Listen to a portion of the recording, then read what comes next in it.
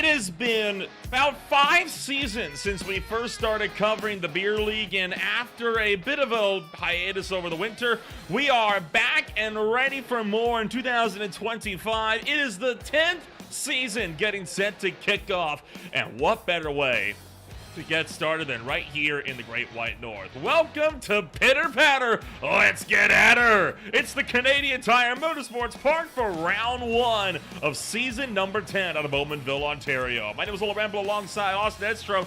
We are bringing you all of racing action on a beautiful Wednesday night. Austin, you and I both love this track. It's got history, it's flowing, it is so unique, and best of all, it has been completely unaltered in its track layout since opening day decades ago. The last time we were here, we were late model stocks. Now we get to see what some production cars have got for us.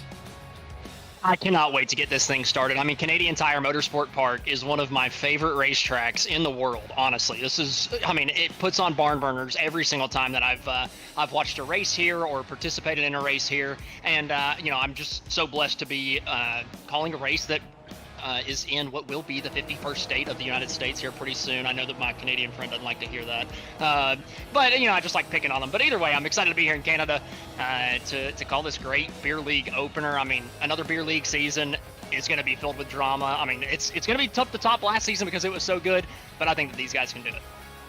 It should be a fun drive indeed for everybody here this afternoon. This track, of course, sitting just shy of the 2.5 mile mark. So while it might not be the super speedways of Daytona that we are at all week long with OMSRL, PRA, and SRA with their season openers, it is still relatively around the 2.5 mile range. Close enough, if you ask me. But right now, qualifying currently underway. We talk about a lot of the new teams coming into today. Quite a few of the new ones. Of course, we've got the Classic Club Click over here.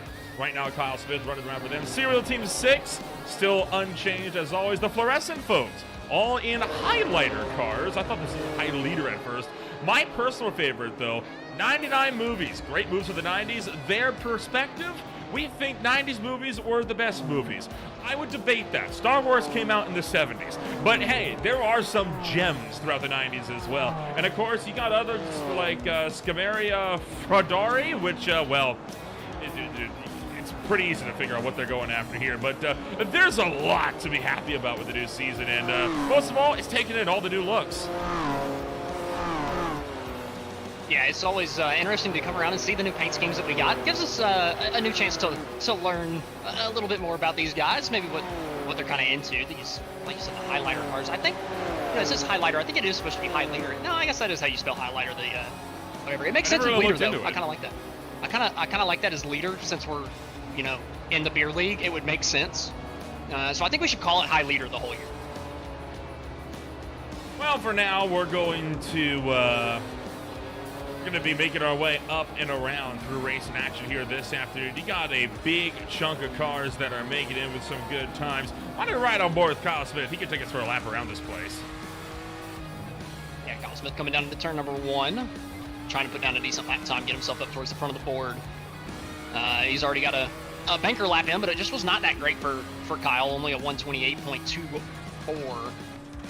So not the best lap time in the world, but not terrible. Currently sitting 5th on the board. Nice and tidy line around the outside there, coming out of the corner, trying to carry as much exit speed as possible as he comes down into the next 180-degree corner, getting down onto that curving, helping that car rotate around the exit. Smith getting the run around the slower car, getting out of the way during this qualifying session, and now down into the fast, sweeping downhill section into the double right before we get to the long straightaway here at Motorsports.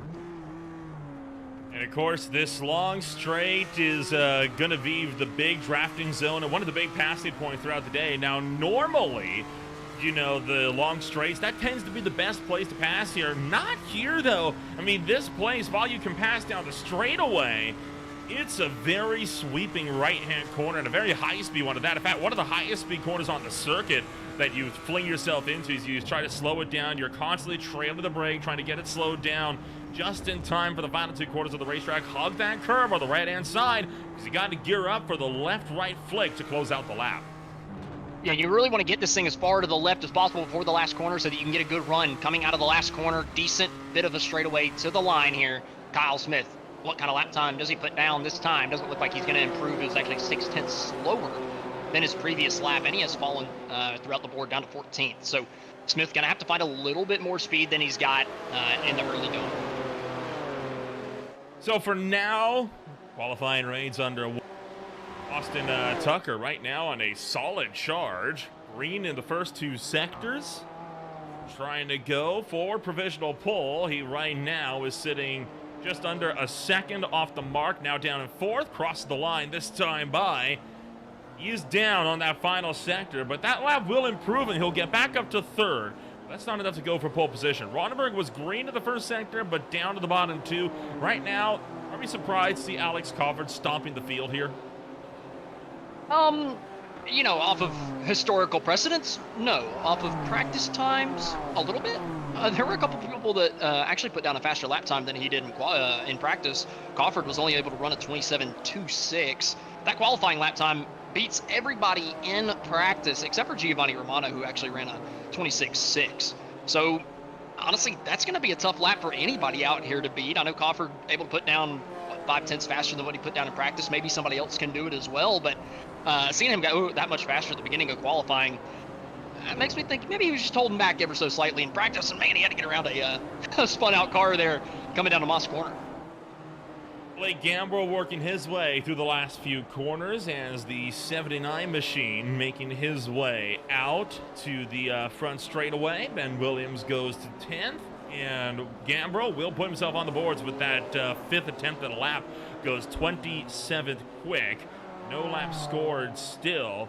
Matthew Dewey does get a lap, and he'll go up to the number 30 spot, but not seeing a lot of improvement so far. I think it's because right now it's a very, very busy track out there, and that is causing some issues with drivers trying to get themselves in with a good time. I mean, look at how much you got cars out of the racetrack. This is really the only clean spot on the racetrack between the 5th place driver here, Darren Bai. The car directly in front of him, which is going to move aside. That's Greg Beckman. But even then, right, I mean, those little moments, they're going to impede your run. I think Bai might have just overshot turn 9. We should check his lap time here, though, because obviously his teammate was giving him or his buddy there was giving him a big tow down that straightaway. So this could be a decent lap from Bai, even though he missed the corner afterwards ever so slightly. Ran a little bit wide. Coming out of turn number 10, though, Darren Bai, can he improve on his lap time? No, he's not going to be able to. Actually well off, so that tow that he got down the long back straightaway really didn't do anything for him. His first and third sectors were not good, and Bai is just going to go off into the pit exit wall there. You can really tell, though, just how packed up this racetrack is. It is not a pleasant sight for drivers that are trying to get a clean lap in. Ryan Verhulst might have a chance here. He'll come across the start-finish line with the number 12 BMW. And no dice for him. He'll go on to attempt number 4. Speaking of attempt 4, Josh Freed in the Fight Club number 3 car, making his way across the line. Trying to see if he can't get a time on the boards. At this point, you're almost halfway through. If you do want to get a time on the boards, I would just go slow, get something there, and then you can try and make it quicker. Yeah, absolutely. I mean, I feel like if you're in the beer league, you got a 15-minute qualifying session, 20-minute qualifying session. What you should be doing the first lap, first 2-3 laps is really just getting a banker lap in. Keep the thing on the racetrack, even if it's a second and a half slower than what you typically run. Shane Cameron bumped himself up to 17th there with Brooks Clayton going up to 13th. As long as you can get something decent on the board to make sure you're not starting behind 30th, behind 25th, you're giving yourself a shot during the heat race to be able to benefit from that invert for the main event. So just get yourself on the board and then absolutely go for it after you get something decent. A couple of these guys that just put down the lap times inside the top 20, speaking of Shane Cameron, speaking of Brooks Clayton, perhaps that's all they were trying to do, get something decent, get themselves into the top 20 here early so that they could really, really push all out over the course of the last 10 minutes to try to get themselves somewhere in the top 10. David Elkin coming across to the stripe this time around. He's not going to be able to make any kind of improvement on his lap time. Ben Williams of the Calisonic Nissan comes across the stripe. And still only 12th place for him. Again, not seeing too much improvement. And The last week we had at Old Town Park, it was a very wild qualifying session because of all of the rain, right? And a lot of the times came down where the track tended to lighten up just a little bit, just enough for one driver to actually get a 7/10 gap on second place. And that was a gap that stood throughout qualifying session. Shockingly enough, it wasn't Crawford.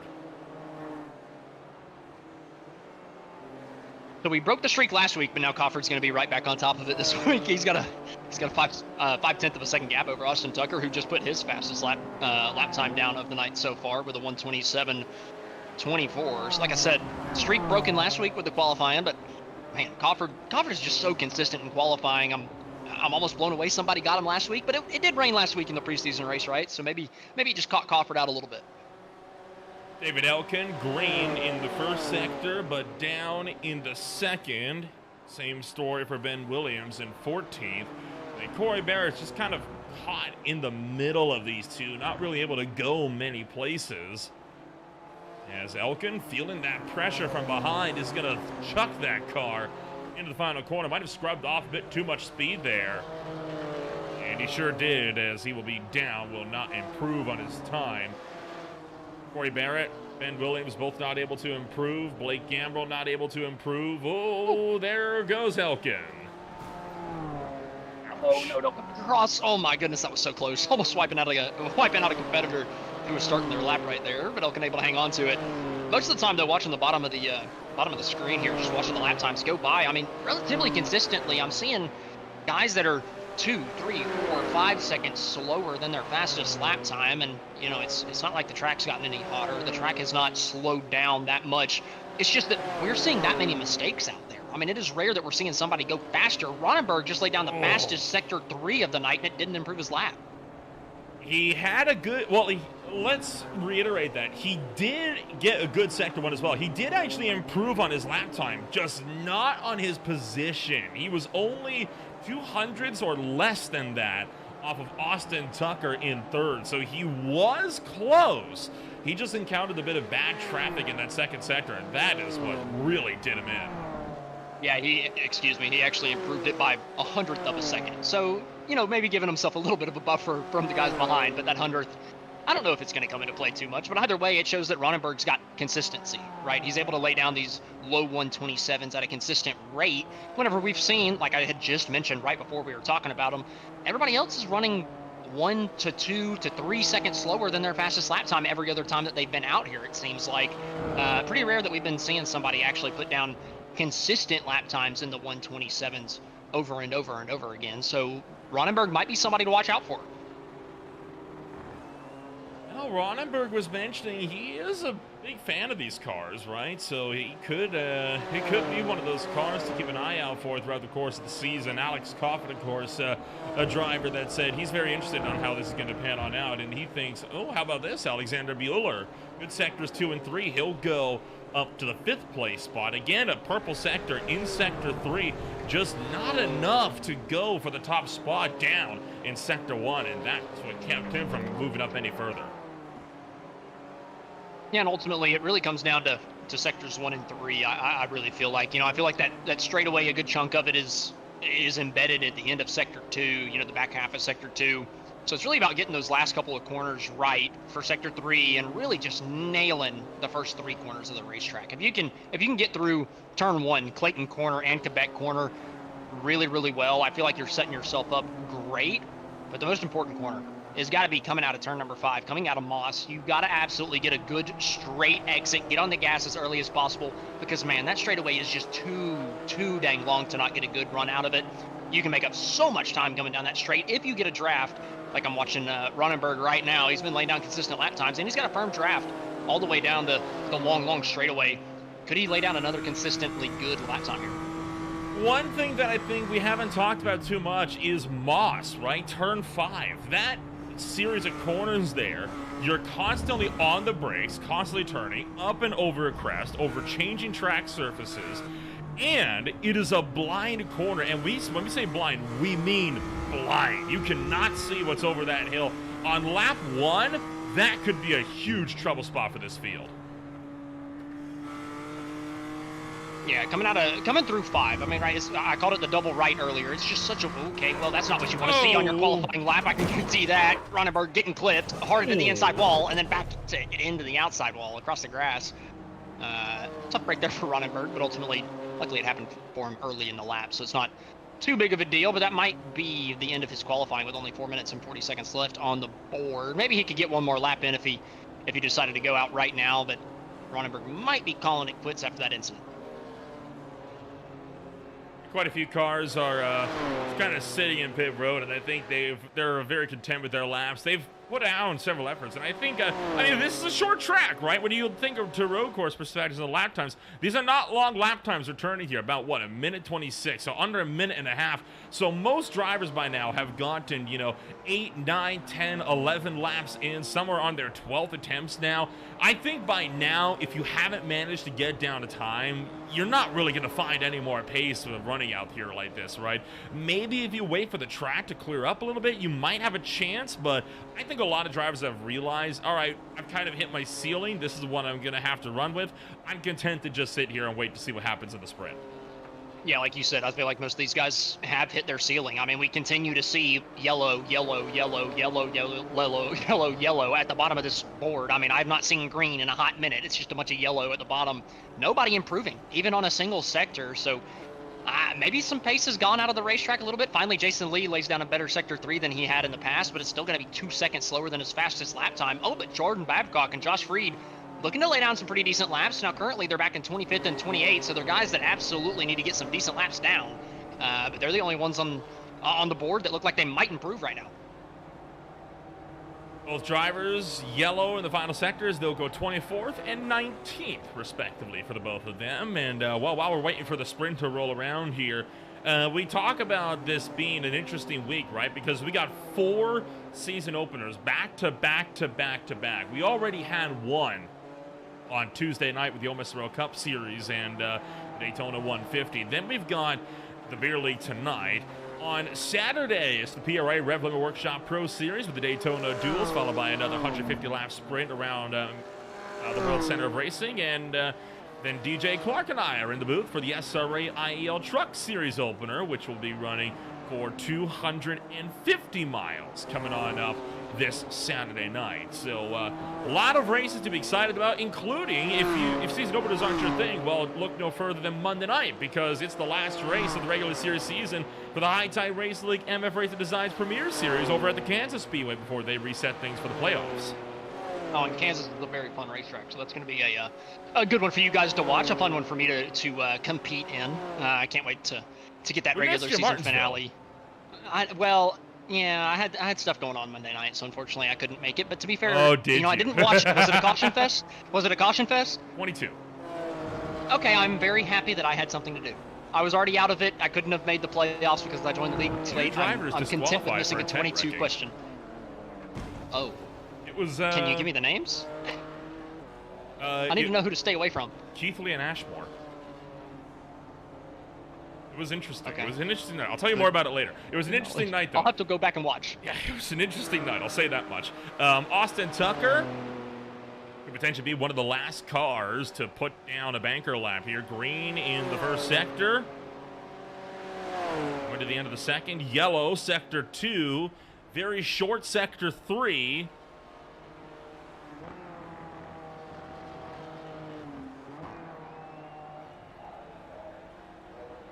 And in turn 10, the Iron Giant BMW M2 makes its way to the line. No dice. Not too much time left in the qualifying session. Only 43 seconds. What did he hit? Only a handful of guys. Oh, he hit the tires. Only a handful of guys left that are going to be able to put down a lap time. But again, nobody looks like they want to improve, man. I mean, the track is... It looks a little darker, like you would expect. Maybe it's rubbered in a little bit. You would expect maybe a little bit more grip, but perhaps with the rubber on the racetrack, it's just getting a little bit too tight through the center of these corners for these guys. Rubbered in is not always a good thing. Yeah, you're not wrong. And obviously, we've got the new, oh goodness, what is it called? With iRacing just added it in December with the new update. Model. Yeah, thank you. The new debris model, but these guys going off track, we've been seeing these mistakes and huge 2-second drop-offs on lap time. I got to think We've had some of that come into play through the qualifying session, and I can't wait to see if it comes into play during the races. It sure came into play a little bit at Oulton Park. There were some points where there was so much gravel kicked up, it looked like it was hailing on top of Braden on the racetrack. But we're going to get a chance now to take a rundown throughout the official starting grid. This is the first sprint race of season number 10. Alex Crawford stands on the top alongside John Combs. Chris Flams is in the number 2 spot in the number 3 spot, alongside Austin Tucker. Then it's Eric Ronenberg and Scott Fleming. Alexander Bueller, Darren By in 7th and 8th. Aaron Thacker and Ringo Harrison on row number 5.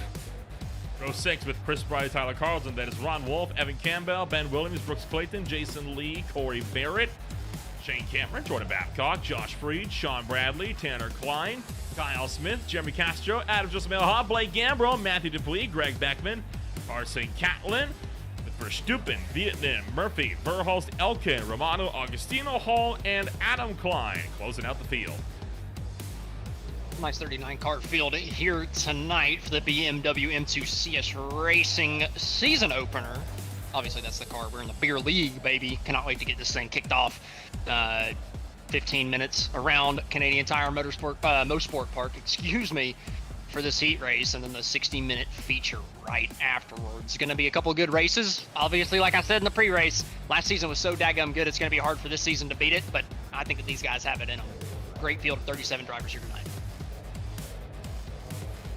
Just waiting on the last few cars to grid, and then we will get racing action underway. 10 turns, 2.43 miles. The late model race here was a bit wild, but every race was a bit wild in the late models because they're oval cars and they're not meant to race on tracks like these. You reckon they'll be any better in these BMWs here? It's just, there is a significant lack of passing zones, right? There's not too many heavy braking zones to get in. You're really throwing the car in the corners, trying to get as much speed down to the apex as possible and really carry it through the corner. So it's going to be tough to pass. It's going to be at a premium here tonight, but that big straightaway coming down into turn number 8 might give them an opportunity. Green flags up in the air, and season 10 officially underway in the beer league. One car did not get going. That's Corey Barron tumbling down the order. Everybody else funneled way through turn number 1, and look out, Flams already spun out of the top 5. He's going to go into the right side wall, and that's going to put him on a big upset coming down through Clayton. Yeah, terrible start for Chris Flams, dropping outside of the top 12, the invert position. So he's going to have to do a little bit of work to be able to get himself back into that top 12 invert for the main event. But everybody coming down to Moss Corner for the first time. Sorry, not Moss Corner for the first time. Quebec Corner for the first time tonight. And so far, so clean, except for Flams. Just about 3 wide coming off the corner, though. A bunch of bumper tagging as we come down to turn number 4 in the downhill. Into Moss for the first time this afternoon, and again, still looking relatively clean, but here's that big battle pack that's been side by side from the launch off of the start-finish line. No issues through Moss, and still, we've only had one car really go around and nobody facing backwards. Yeah, but now down the straightaway, obviously everybody in the draft, still big-time draft train. Coming down into turn number 8. Alex Crawford's going to be the one leading them through. Combs not quite close enough to make a move, even with the draft. With Crawford not having it up in front, Crawford just going to be able to flow through turn 8 and then down into 9, get himself lined up for 10 to be able to lead lap number 1 of the heat race. Lap 1 of the heat race goes to Alex Crawford as he will take this thing home. It's all eyes back in the field, looking at Tanner Klein and Jordan Babcock side by side and leaning on each other as they come through turn 10, and now 3 wide down the pit straight. Oh, big move down to the inside, trying to take a 2 for 1. We come down, the 63 just trying to hang on. Tanner Klein doing everything he can to hang on to 19th, but Sean Bradley wants it. Oh no, going around the 74. Is that Shane Cameron that's backed it into the inside fence coming off of turn 1? That could have been a nasty incident for Shane Cameron and more, as he was just kind of stopped middle of the track there for a hot minute. Here's what happened to Tyler Augustino along with David Elkin. There's potentially a little bit of bumper tag going on here as, oh boy, just drove into the door of him. They came around to that final corner. Somebody got up into the air. Then this is Cameron. Looks like Cameron just ran wide. I don't think he had any contact with anything. I believe the left side tires just dipped off over the curb on the outside. And man, that was close with a couple guys coming back across. And open up, there's one backwards coming out of Moss, 2 backwards coming out of Moss. both of those guys trying to get the ship righted. It doesn't look like anybody else is going to be involved. Looking at the 39, Jordan Babcock trying to get it fixed, but you typically don't want to flick spin it back into a fence. Typically not the best way to do it, but he'll eventually get that thing sorted and get back on the straight. But Moss proven to be a little bit difficult. Here you see it kind of develop up the road, and then just cars piling into each other Lambs here. Again.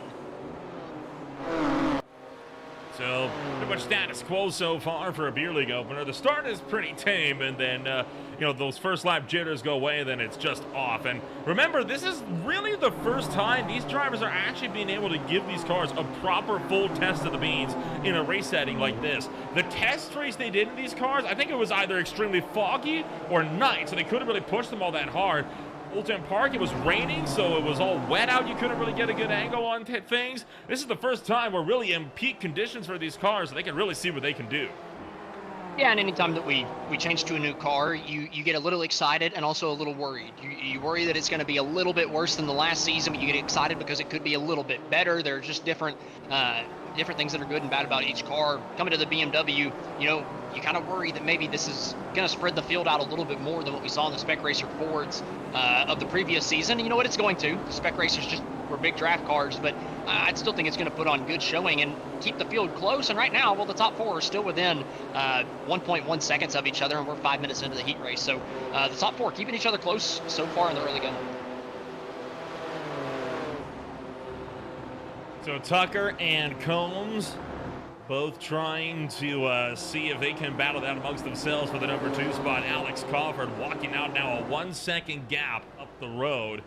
Not showing any signs of slowing down either. So Crawford, as typical, checking out in the sprint race. No doubt gearing up and looking for ideal spots to send himself to the back for the main event coming on up in about 10 minutes time. But for now, there'll be a fight between these three for potentially the sprint race win.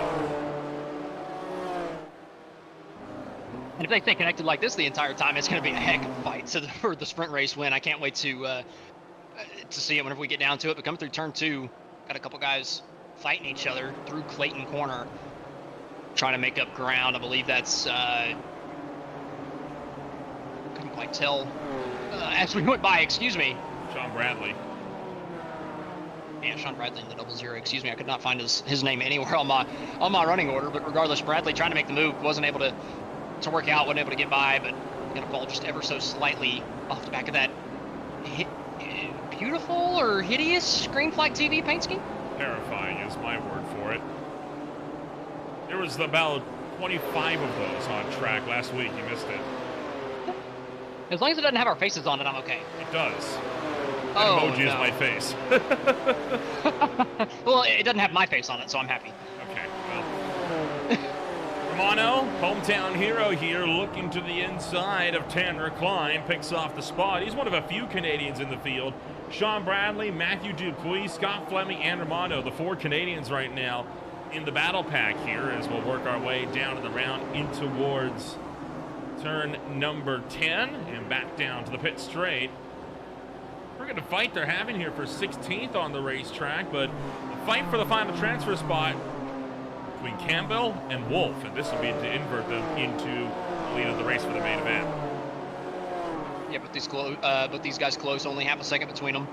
Going to be fighting for the 12th place position. Ron Wolf running them down currently. Evan Campbell able to hang on to the 12th place position, and Campbell has a couple of positions in front of him too that he's kind of running down. Carlton and Harrison looking like they might be a little bit vulnerable from Evan Campbell coming from behind him right here. Ringo doing a decent job hanging on to that 11th place position. Like you mentioned earlier, Crawford's gonna run off this racetrack and destroy himself at some point. So everybody's gonna be bumped up one more. So you got to think Ron Wolf's actually probably the guy sitting in the transfer spot in 13th right now. Brooks Clayton another second back. We're gonna have to wait and see whether, Ron Wolf another second back. No, what am I talking about? Brooks Clayton is about a second and a half back, off of Ron Wolf for what will be the transfer spot. My word. See if he can run him down over the course of the next 7.5 minutes. Ron Wolf not able to close up all that much to the back of Evan Campbell. These cars really do seem to be very momentum-based. They couldn't get a good drafting run down the backstretch there for that machine. So Ron Wolf is going to have to rely on, I think, Campbell making some mistakes if he really wants to try and get that car back up and into the fray. Meanwhile, that three-way fight for second is still working it. Yeah, these guys have not gotten away from each other whatsoever. Doesn't matter who it is. On the back bumper of Austin Tucker, it's just not been able to kind of suffice for Combs. Combs got past early as we're watching a replay of, oh man, that's a heavy impact there. Is that Chris Bright that went off to the inside wall? Adam Klein, excuse me. But what will be the top three, still just nose to tail. Tucker, Combs, Ronenberg, all these guys just not letting each other get away. Combs got past from Tucker, I believe on lap 2, lap 3. And he just hasn't let Tucker get away. You know, he's keeping it within the draft so that they can get down to this straightaway and be able to suck right back up to him through this long straightaway and just give himself an opportunity to stay in the fight for what could potentially be the heat race win. But this time down the straight, Combs losing a little bit of ground. Yeah, Combs will drop back to within a quarter of a second of Eric Ronenberg. Could find himself under a little bit of fire. Not too much, though, going on as a result. So this fight for second, third, and fourth still remaining in the lockstep as it has. Here's a side-by-side fight in turn 8, and contact there between Dupuis and Corey Barrett as they come together through 8 that time by. We in 703, that purple highlighter car, able to get the 20th place position away from Barrett. But Barrett not letting him have it easy, still all over the back bumper as we come down into turn number 1. Dupuis able to hang on a little bit wider than Barrett. Barrett really getting it all the way down to the pit wall on the inside, cutting the corner as much as he possibly could, but it just was not enough for him to get back side by side with Matthew Dupuis. It looks like Dupuis starting to build a gap over Barrett ever so slightly, try to run to these 3 guys down in front of him, and it's going to be a 2-wide battle for the 7th. Oh no, sideways into the grass, going to lose multiple spots, come back on. Looked a bad rejoin, a little bit of contact. But ultimately putting Barrett back into the top 20, but that's a sketchy moment for Jeremy Castro. And Castro trying to take that one around the outside of Quebec corner, and that went about as poorly as it could have gone for him. He'll have to gather it back up as we work our way through Moss to the Mario Andretti straightaway. Now Clayton and Romano trying to go side by side. This year the battle for 15th. Jason Lee just up the road in 14th. This pack about 2.5 seconds back from 13th place, which could be the transfer spot if Coffer takes himself out. You say if, like it's not a win. I think there was once where he didn't. Really? Man, I don't remember where it was, though. Oh, Bradley late on the brake, or sorry, Shane Cameron late on the brakes, and coming through Moss, the back end stepping around on him. Oh, you'd think that maybe he could drift out of that and be able to stay on the tarmac, but ends up putting it on the dirt, losing a little bit of time. Give us on the racetrack, but loses a good chunk of time to the guys he was fighting with, and now back in the dirt for Shane. Yeah, careful, watch that tire wall, as many IMSA drivers and NASCAR Truck Series drivers can attest to. That tire wall ain't friendly. It'll mess your day right up. Romano with a huge dive to the inside of Jason Lee, and Romano will steal away 14th place. Just behind him, Castro going off the road, while up front, Campbell and Wolf now battling for the last invert spot for now. Yeah, Wolf all over the back bumper, trying to get up to Campbell, just be close enough on this straightaway to potentially put himself side by side before we get down to turn number 8. But we were watching Shane Cameron go off in the grass a little bit earlier, and with the new debris physics update that they added, it's, you know, if you're kind of down and out in the heat race, you can almost play a little bit of Mario Kart on iRacing now, right? You can go out in the grass, go out in the gravel, come back on the racetrack multiple times over and over again, and just keep laying banana peels behind you. I kind of like that strategy if you're kind of down and out in the heat. Spice it up a little bit. I don't think that's how it works. It's not quite a banana peel that's going to, you know, make you do a little 360 and a little hop like we're in Mario Kart, but it could push you out wide and shove somebody into the fence. See, look at that. Shane Cameron went through there, put grass down, and we saw one go wide, just about. Campbell will drop almost down to 13th, and look who has been brought right back in as a result of that fight. Giovanni Romano now in the fray. So we got a 3-way fight here now. Yeah, Romano, typically a perennial starter in the back. Typically, you know, in the heat races, he hasn't been able to get up into the top 12 where the invert takes place. Obviously, he'd probably drop himself back anyway for the main event. But man, 36 to 14th in only 12 and a half minutes for Giovanni Romano, and he's trying to pick up another couple positions right here. Romano up to 13th, and he's only half a second behind Ron Wolf for 12th. I mean, what a drive from Giovanni Romano in the early going of this one. You saw him make a big look to get around Campbell there as well. And now further down behind him, here's a huge launch free to the inside of Dupuis in the middle of Moss. That's what happens when you leave the door open. But Dupuis trying to get the drive around the long way to get the spot back. Now Corey Barrett going to put Freed under fire. Corey Barrett on the outside down the straightaway. It'll be the outside for turn number 8, turn into the inside for turn 9 if he can hang on to the left rear quarter panel of Freed around 8. Both these guys door to door, even coming down into turn number 8. What can Corey Barrett do around the outside? It looks like Freed's just going to give it to him as they come down into turn number 8. Barrett drives it in deeper, keeps what will be the inside line for turn 9, and he's going to take that position. Then Romano and Wolf, they're going to go at it as well. You see as Giovanni Romano breaks around Ron Wolf, and that'll move him up now to the 12th place spot. So now Romano tentatively in the final invert spot that would put him on pole for the main event. As, well, Campbell has been dropping a bit further down. Trouble for Josh Freed. He's around. Oh, Freed was just in that battle that we were talking about last lap, putting on a good showing. He just ended up getting off the gas so that he could kind of like preserve his race, but there again, just somebody dipping 2 tires off of the curb on the left side, and it just seems like if you do that coming out of turn number 1, I mean, it's obviously a death sentence.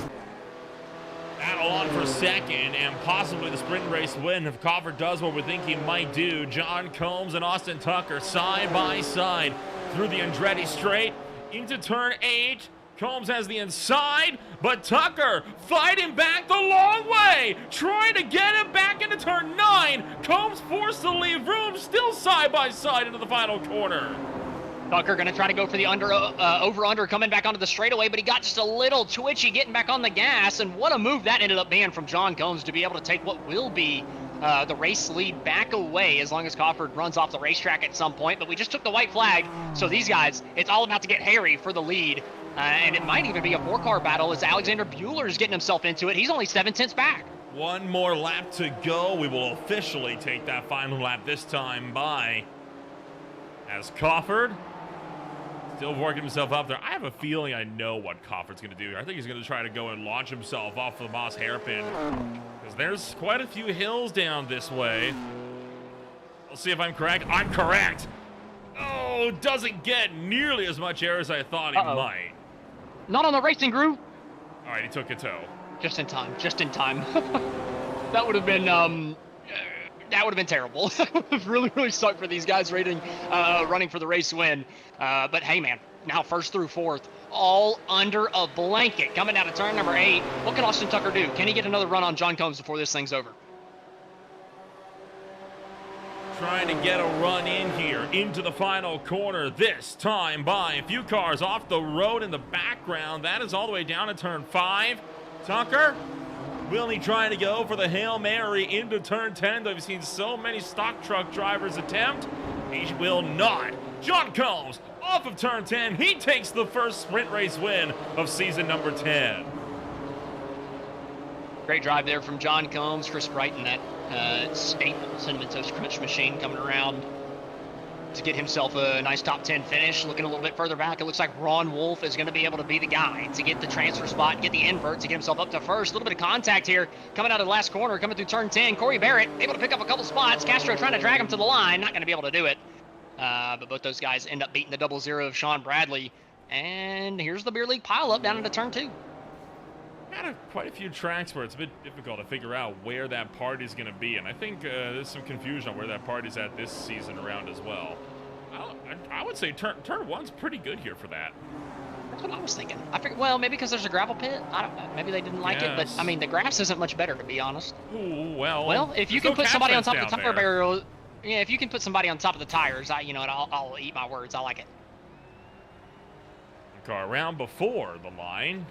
They will get themselves sorted, but, might have one car that got sent off there, but, well, that's it. You got your race fully locked out, and tell you what, that was a pretty good sprint race as far as sprint races go.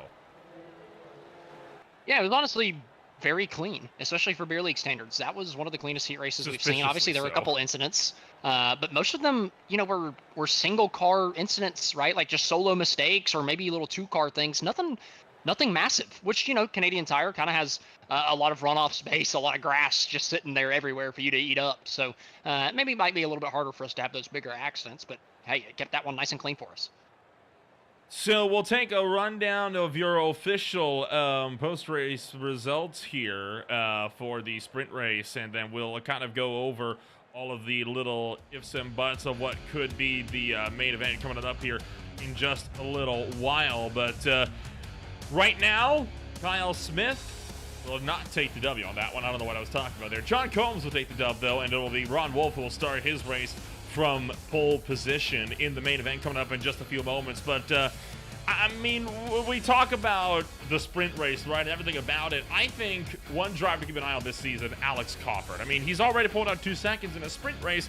No reason to believe why he won't be able to continue to do this as we work our way through the championship run. He's already 2-time champion. Could he be the beer league's first 3-time champion?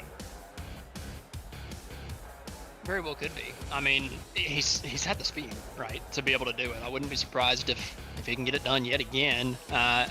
Honestly, I'm surprised that we haven't seen a 3-time champion in 9 seasons. That's pretty daggum good. Shows a lot of shows that a lot of guys have speed. In fact, I believe we only have 2 repeat champions, Cofford and Romano. That's really impressive out of the beer league as a whole, just to see that much parity through it. Because we typically, since we've been here, we've kind of called out Cofford and Romano as being the clear-cut favorites, but they've only got 4 of the 9 championships between them. That's pretty decent for the rest of the field, honestly. So now we've got ourselves set up for the main event, and we were talking about I was talking about the field numbers a bit with Austin Tucker a little while ago, and he was mentioning it should be a pretty easy one-stop race, especially if they get a virtual safety car or a code 60, sorry, in the middle of all of this. So yeah, looking like a one-stop race going to be the plan for today, not the 2-stop that we're used to seeing. That should make pit strategy relatively interesting. I'm curious though how that's gonna work out then if some drivers end up pitting really, really early if the code 60 comes out only about 10 minutes in. Yeah, I absolutely love the code 60s that we've added to the series in the middle of last season whenever we went to Le Mans in the Spec Racer Ford. I feel like the code 60 has really thrown a wrench in the strategy to where it's really changed how you run these races compared to what we used to in the past. Obviously, you'd kind of want to pit as soon as your pit window opened, just in case the caution came out so that you wouldn't lose all that track position or yellow. Now, where everybody just kind of pits as it comes out, and then we get lined up and ready to go right afterwards, it really kind of takes some of that randomness aspect out of it, keeps the front runners up front, and there's still a little bit of strategy games to be played. You can definitely play the system and have it work out right for you, but I just feel like it takes a little bit more luck, a little bit better of a strategy to actually get it to work out than it maybe took back in the day whenever we ran on the caution bot. So you can see some drivers trying to grid up, and emphasis on trying there for a few of them, but tell you what, we are only moments away from the sprint race moving on over into the features, so we will take ourselves just a quick step back, and we will tune things in for our opening ceremonies, and we'll return in a moment with the starting grid of the main event.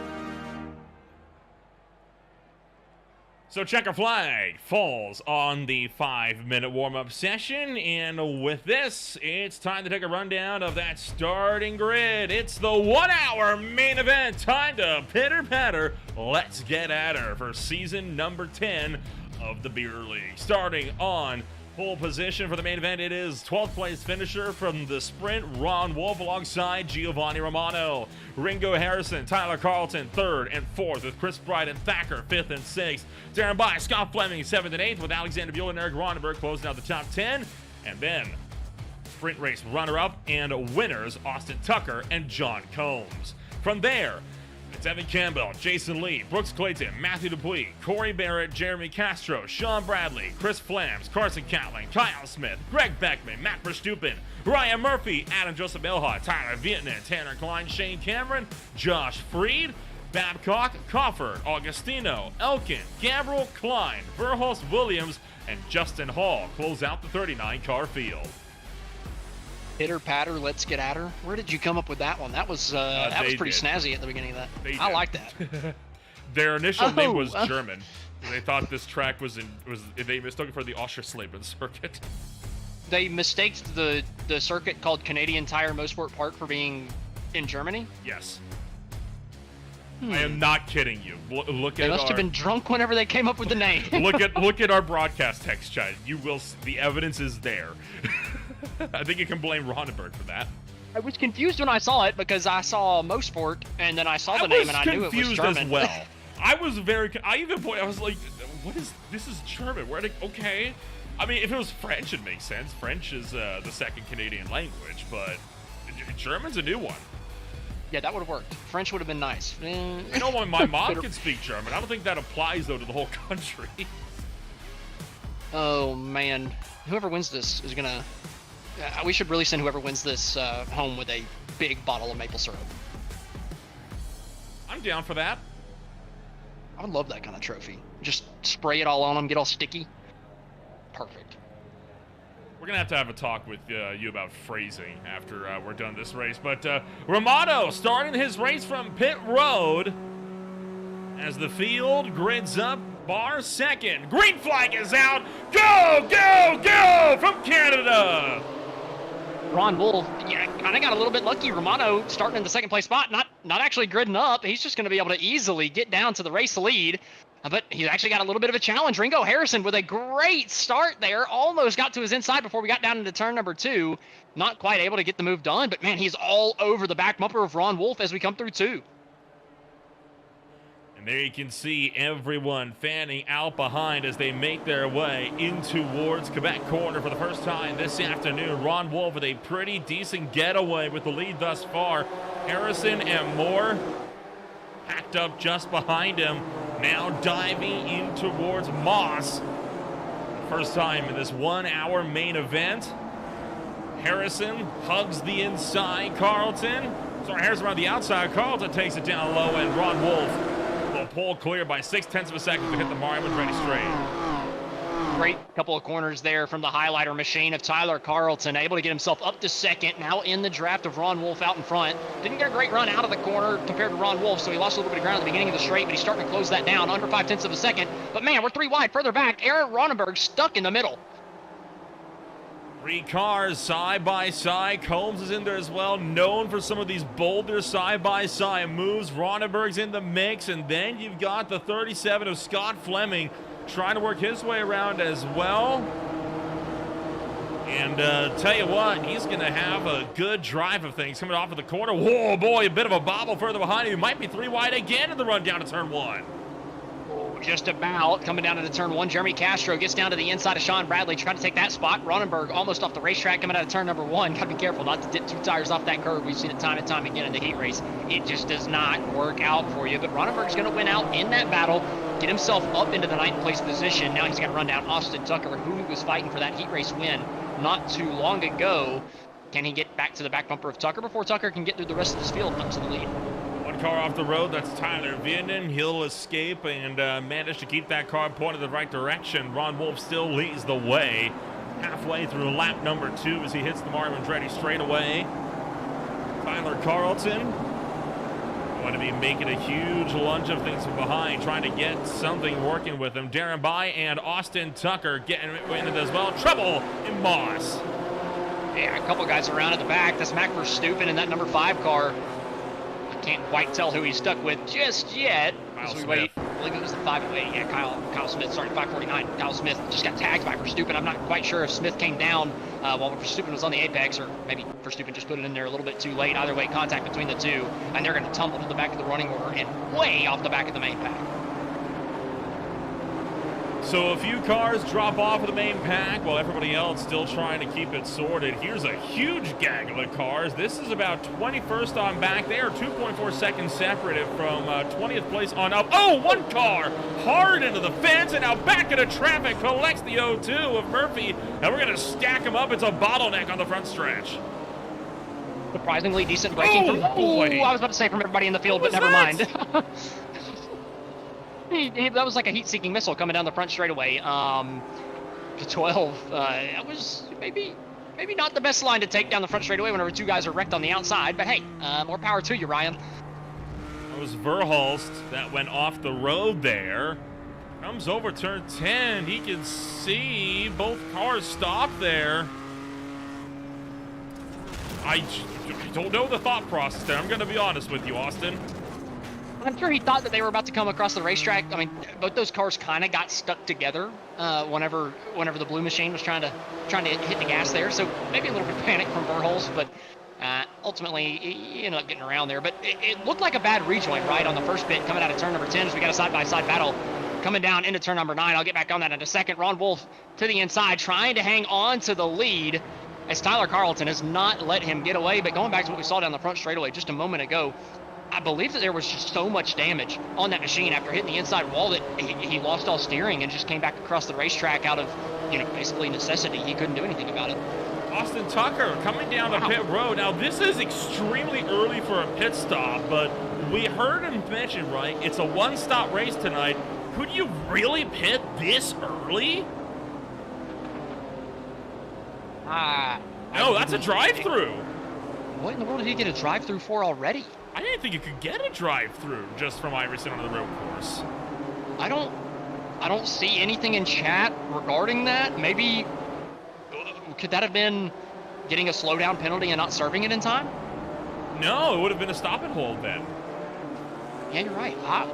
I'm kind of lost with Austin Tucker. Maybe there was a self-imposed penalty from Tucker. Not quite sure what happened. Oh, Sean Bradley. Whoa, dirt track in here.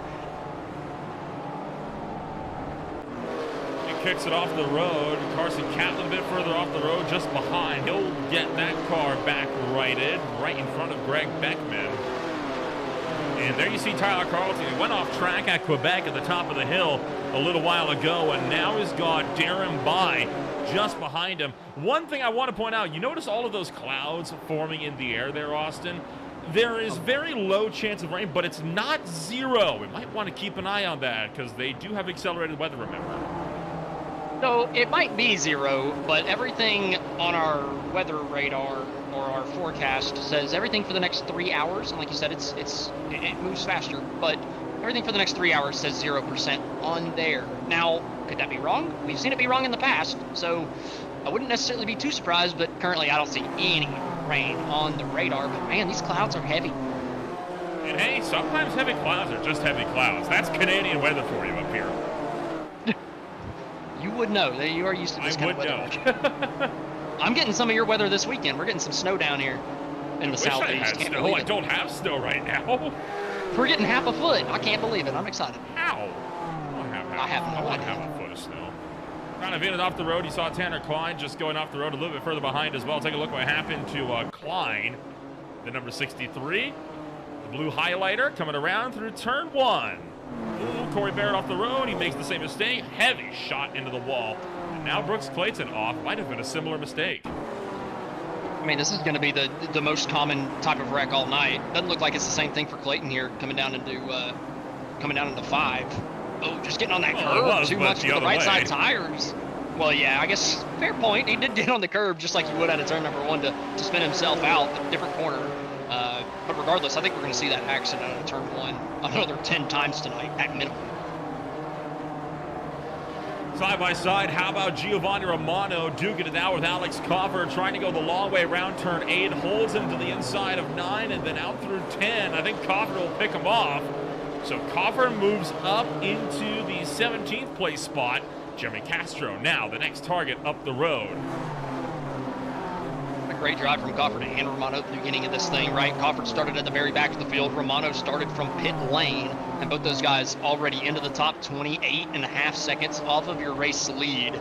So with those guys, obviously, unbelievably quick, making up some headway early, but the front of the field is still just stacked up like crazy. Ron Wolf, Ringo Harrison, Aaron Thacker, and Alexander Bueller are just all under a blanket. Only a second separating the top 4. Not even a second as we head down into turn 5. Ringo Harrison trying to get all he can coming out. Oh, might have clipped that curb on the outside, kind of preventing him from being able to get that thing turned down into the second apex of turn 5 in Moss. But going to lose a little bit of ground as we come down the Andretti straightaway, but finally in the draft, able to kind of get some of that lost time back. Oh, a couple cars spinning. Oh, it's Romano and Castro. Romano had been having such a good run at the beginning of this thing, coming from the back, but now caught up in an incident, and he's going to have to do it all over again. Terrible run for Romano. He sent it up the inside of Coffer and just caught Castro as he turned in for the apex. Oh, and then Coffer didn't really do him too many favors either, as both those guys were trying to get slowed down to avoid the incident, and unfortunately Romano ends up going around. Coffer's going to be relatively happy about that, though. That worked out just about as well as it could have for Coffer, other than him losing another 3 seconds to the race leaders here. Chris Flams picks up a position from Evan Campbell, moves up to 13th on the racetrack, while Ringo Harrison and Aaron Thacker continue to have a battle of their own. One more car off the road. Oh, and heavy into the wall for Ronenberg. Ronenberg, one of the guys that was challenging for that heat race win the entire time. You would think that he would have an opportunity to go for the win here in the main event in this one. Obviously not down and out yet, but not what you want to do if you want to try to win the race. Falling all the way back to 14th here, now 7 seconds off the lead after that incident coming out of turn 2. And just lost it all by himself. Wow. Surprised how easy the rear tires lost traction there, lost grip, just easily went around. Maybe a little bit of grass or gravel out on the racetrack catching them out, but nobody else had problems. You see the fog started to come into play here as we make our way down into turn number 8 as the humidity starts to ramp up as well. Ben Williams, by the way, did not make the start for this race. He was one of a few that did not grid up. Williams has since gridded up. He left pit road and was off the track 20 seconds later. So it's not been an ideal start for Ben Williams, but he's going to do his darndest, see what he can do over the course of this race. Here's a bit of a 3-way scrap. This is all the way back for 29th, that they were thinking about 3 wide. I think they might have been bump drafted down the straight there. Probably a better idea than getting 3 wide. Better to help each other than hurt each other out coming down into the next corner. Verhulst maybe just thinking a little bit smarter of it. These guys a little bit further back in the pack too, try to just make up ground on some of the other drivers throughout the field. Sean Brownlee down to the inside of turn number 1, trying to get past the number 69 as we come out of the corner. See if we can get him coming down to the turn number 2. Going to be stuck on the outside. Tyler Agostino putting up a good fight as we switch back to the race lead where Ron Wolf still just hanging on. Ringo Harrison, Aaron Thacker, Alexander Bueller, Chris Prite, Tyler Carlton, all within a second and a half, and all have a chance at getting Ron Wolf. Oh, trouble high, look out! Huge crash back here as Tanner Klein gets involved and still got cars turning across the track, trying to get rolling.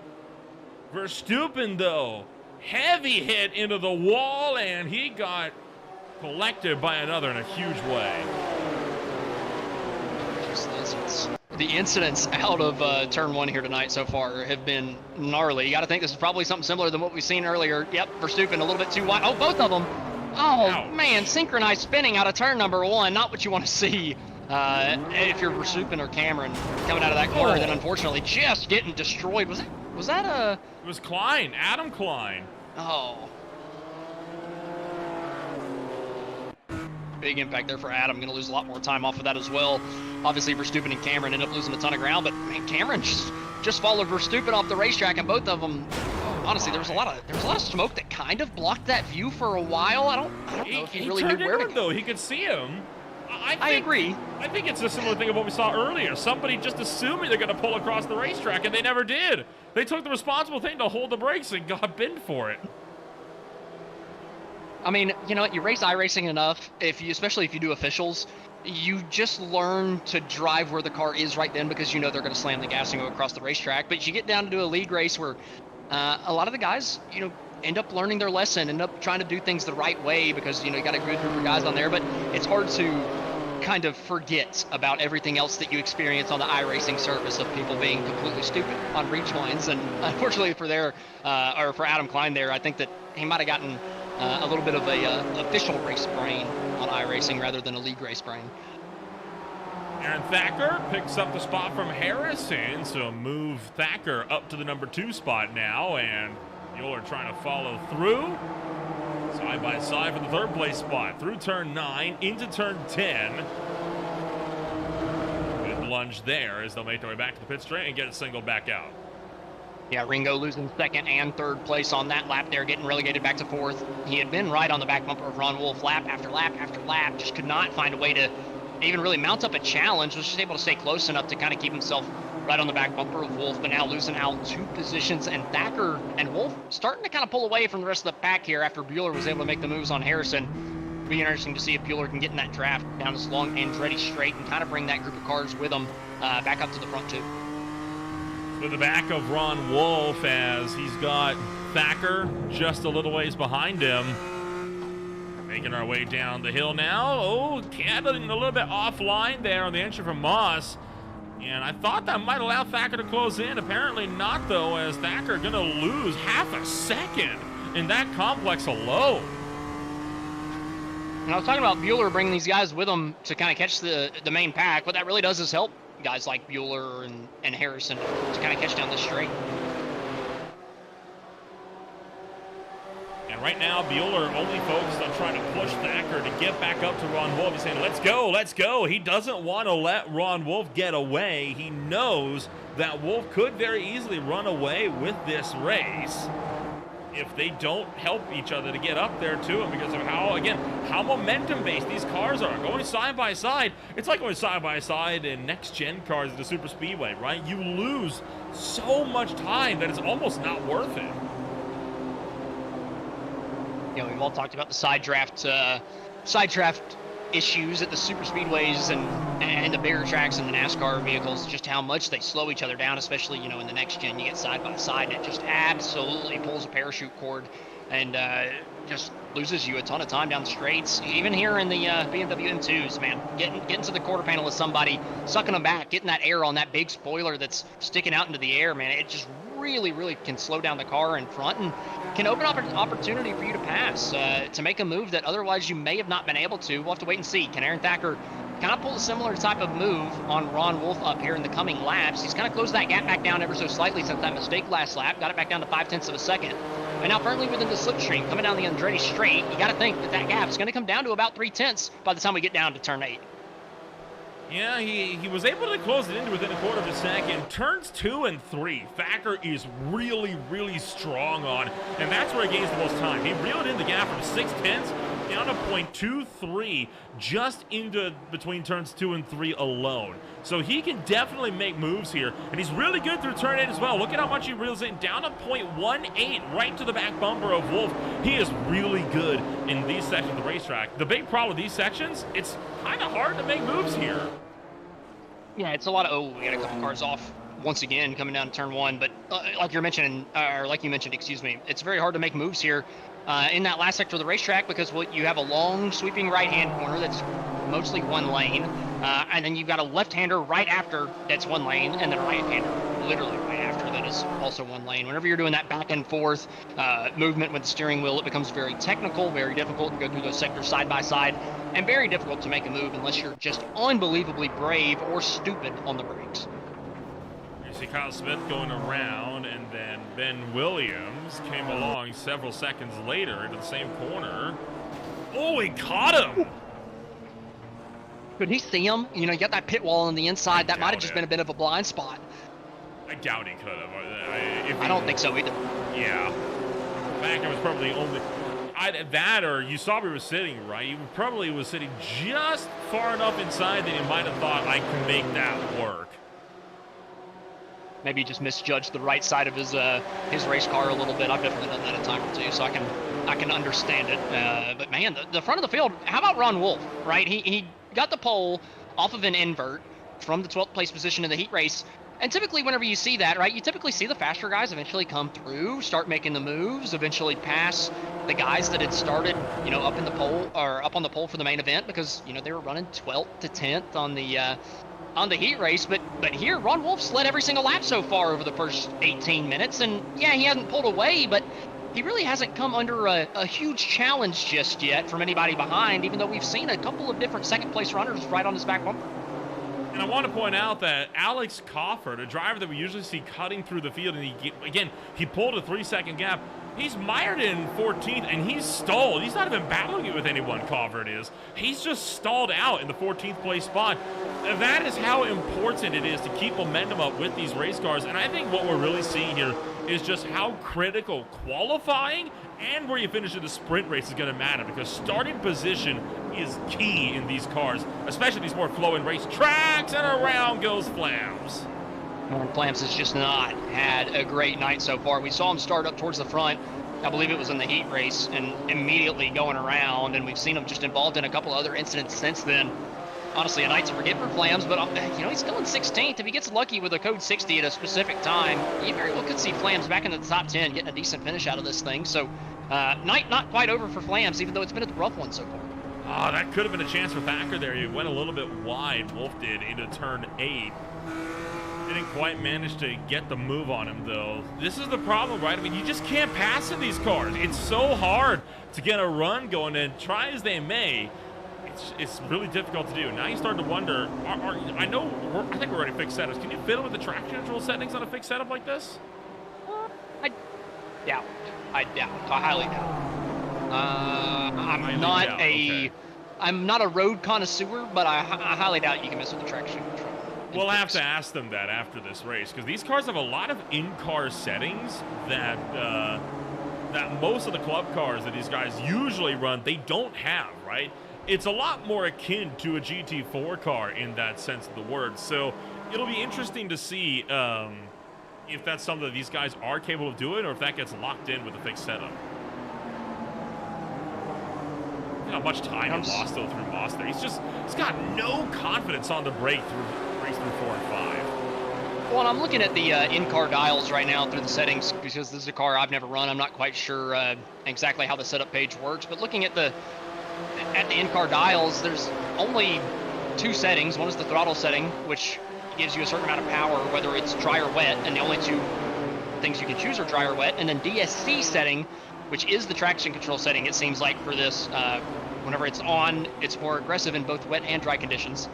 And then MDM is aggressive for both, and then you can also turn it off. So maybe you can either turn it on or off, but it doesn't look like it's like the GT cars where you can go anywhere between like 1 and 11 and set it at a very specific one. So they might be able to turn it on and off, but not actually pick a specific setting of a traction control number.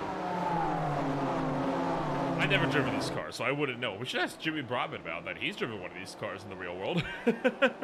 We need to contact him and get him to give us all the road course information he possibly could on any car that we might run in the beer league. Funnily enough, I don't think he's going to respond to a question like that. You might be right. Call it a hunch. One per season. We know what car we're going to run, so we go to his stream, donate $5, and be like, hey, man, anything I need to know about this car?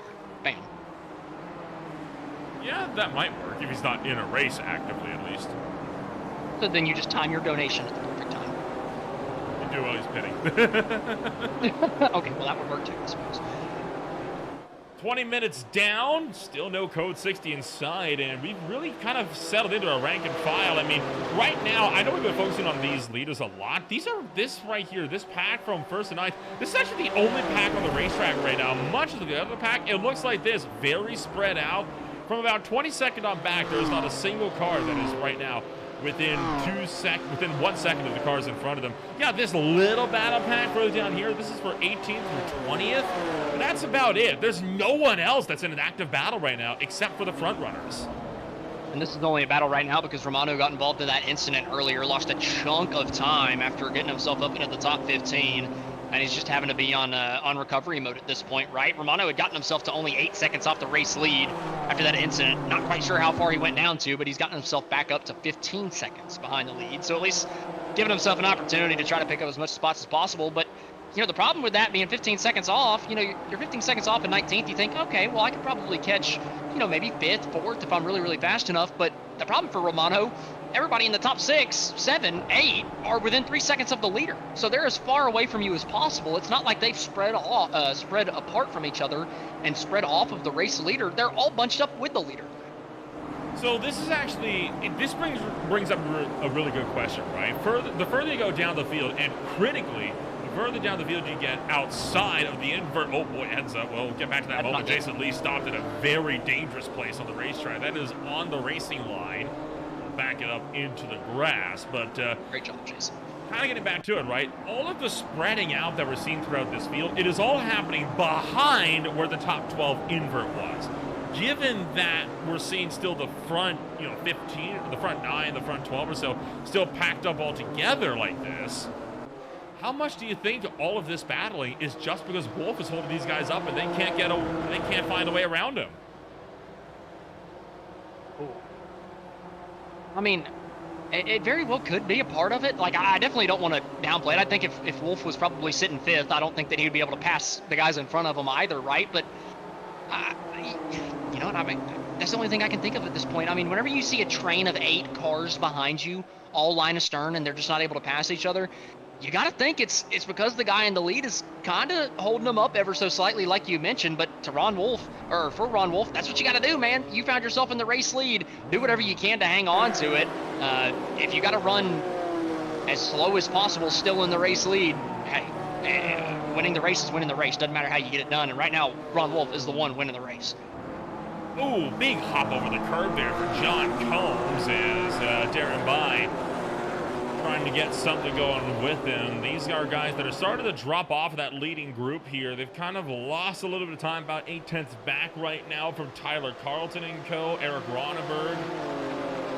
See him down to the very tail end of things here as well as we make our way back down the Mario Andretti straightaway. And in fact, Ronneberg trying to make his way further up inside the top 10. He looks to the outside of Scott Fleming and might be able to actually make a spot up here as we come around through turn 8, and he'll get him in 9. How about that? Good move there from Ronneberg.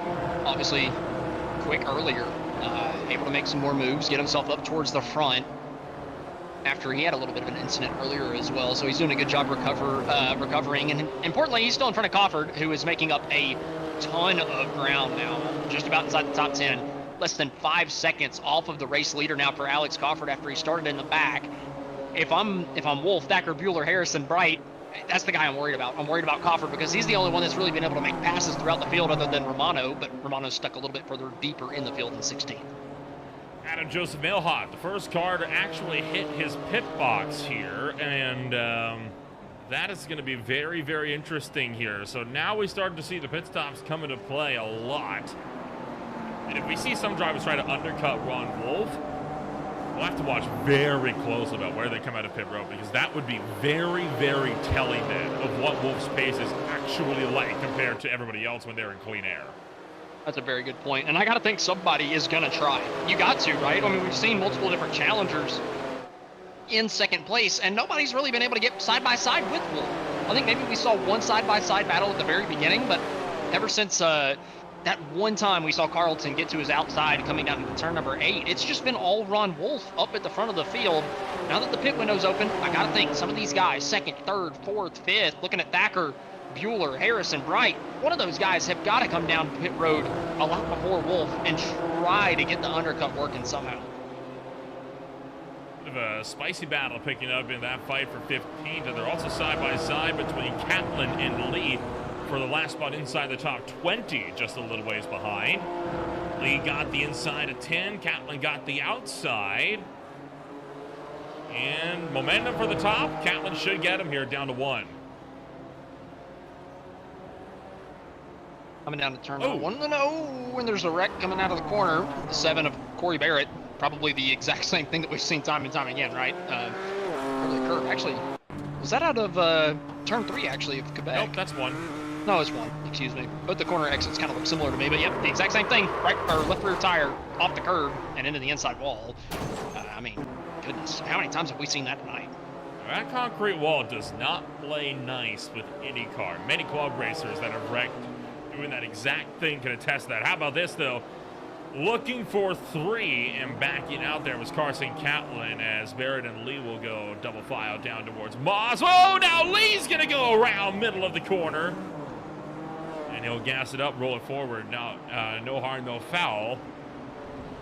Coffer to the inside of Campbell. Now, I got to be honest, if I'm speaking... Oh, hello, the headlights have just come on. What? Yeah, that usually implies darkness, rain, or fog. We don't have any of those 3 right now. Maybe it's light fog, right? We were talking about the heavy clouds earlier. Maybe the fog is on starting... the racetrack. A little bit, but if you go further back to the back, maybe the fog is just starting to come down. I don't know what to tell you because I'm looking at the radar. I don't see any rain. I'm looking at the precipitation chance. I'm seeing a bunch of zeros, but the windshield wipers are on. Yeah, well, he's just getting debris off of the windshield. I mean, there's nothing special here, but I mean, look, there's no fog. This is not foggy. This is just average Canada weather. And it's only 4 o'clock, 4 p.m. I don't think that the lights should turn on at 4 p.m.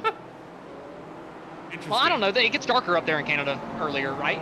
So maybe about, it's already dark out for me. It's, what, 7:30 right now? Yeah, so, yeah. It got dark about 2 hours ago.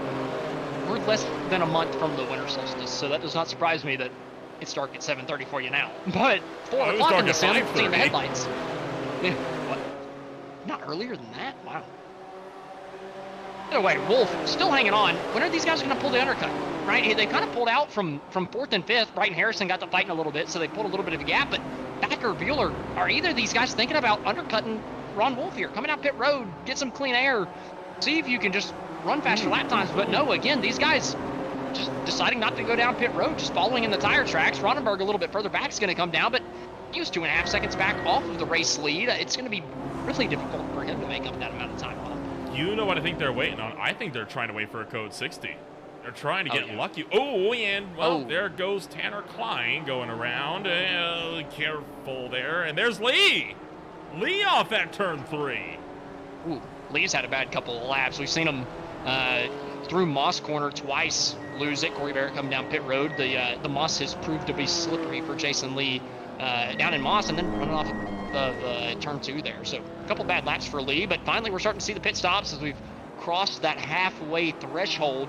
When is it going to be the leaders, though? I mentioned Ronenberg came down from the top 10, but other than that, everybody else has stayed out on the racetrack, not willing to go for the undercut. But now Wolf, with a lap car in front of him, is this going to be the first time that we see Wolf kind of have to deal with a little bit of traffic here? Maybe could find an issue behind the lap traffic and let somebody by for the first time tonight.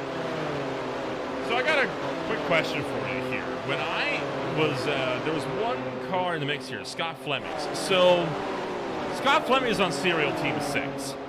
And I noticed that after I saw the life on the car. Now, I thought that was referring to the board game, the game of life. But I see, like, wheat cereal on the top of his car. Are you aware of the life cereal? That is like the game of life branding right there. I have never heard of a life cereal in my life. Yeah, me neither. I'll have to ask about that after the race, but yeah, never heard of that. I didn't even clock this on Serial Team 6 until I saw the cereal on the roof. Yeah, I would have had no. Oh, here we go. Ron Wolf into pit road. Yeah, Wolf from the lead, come down pit road that time by. Gave up the race lead, so finally somebody else leading a lap, but honestly, it's not on merit. But with Ron Wolf coming down, we were talking about other people undercutting him. This still gives clean air to Thacker, or actually does it. He's still got the lap traffic in front of him. This might have been the perfect time for Ron Wolf to come down pit road. It could be a strategy masterclass from Wolf because he's put these guys behind a slow lap car. And he could come out in clean air, and I'm watching him come out of pit road right now, and he is in clean air coming through turn 2 right now. So this could work out perfect for Wolf to keep the lead. They got to make quick work of Tanner Klein here if they want to really have a reasonable chance on being able to get even close to Wolf once again, once they come down to pit road. I'm willing to bet they're going to be in as well within this lap as well. I don't know why they wouldn't be. I mean, you got to take every chance you can get. Then behind Klein, I mean, obviously down that straightaway, it helps him out a little bit. So coming up to the pit stop, you might think, hey, this is the time to do it. We're coming through sector 3, really slow sector right here. You don't want to be stuck behind the slow car. It looks like Bueller's thinking that. He decides to come down pit road in that Pepto-Bismol colored machine. John Combs also thinking the same thing, but Thacker, Bright, Harrison staying out behind the lap traffic. Let's see where Ron Wolf comes out in comparison to the two that just came down pit road. Augustino having a little off-track excursion. He'll rejoin in front of another car. No harm, no foul. Tanner Klein does get out of the way, so now Thacker will have a lap to try and get the pace going. Meanwhile, there's Bueller. Now, we'll try to see what the gap is right now between Bueller and Ron Wolf in the 119, and we'll flash both those numbers up on screen now. There's Ron Wolf coming down the front straightaway. Now, this is with lap traffic impeding them. Bueller... it's going to be real close. They're going to be side by side in the turn 2. But Ron Wolf just gets the lead back. But that makes me think it's going to be just as close, if not closer, with Bueller coming out. Bueller has gotten by the lap traffic now. He's got the clean air. He's just got to get one decent lap time in here. Oh, actually, he's losing positions down the straightaway here. Thacker, not Bueller. Coming down the straight. Chris Bright getting a huge shove from Ringo Harrison, able to take the race lead away from Thacker.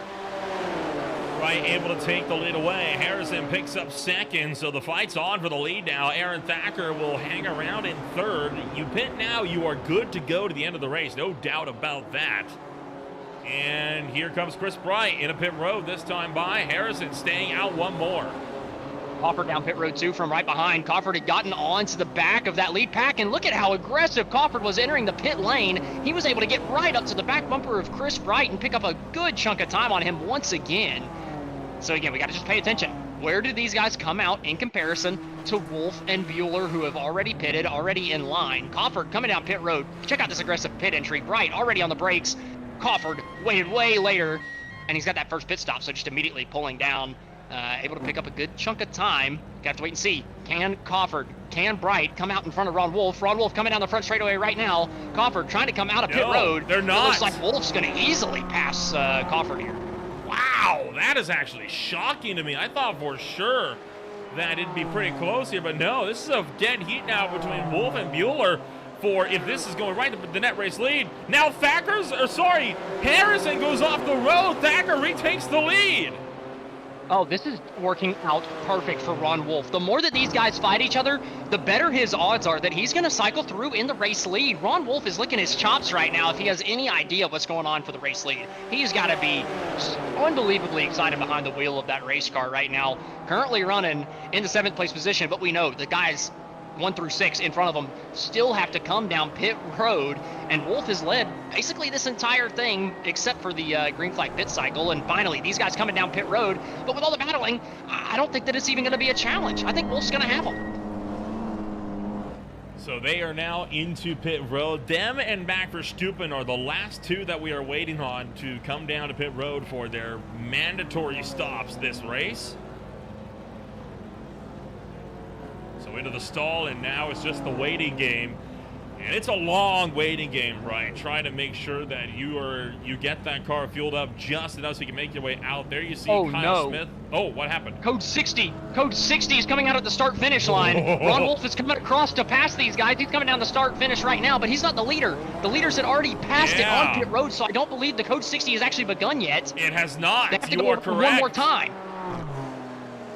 So Ron Wolf does pick up the lead. Thacker, Carlton, and Moore out of pit road. Ryan Murphy is off the racetrack.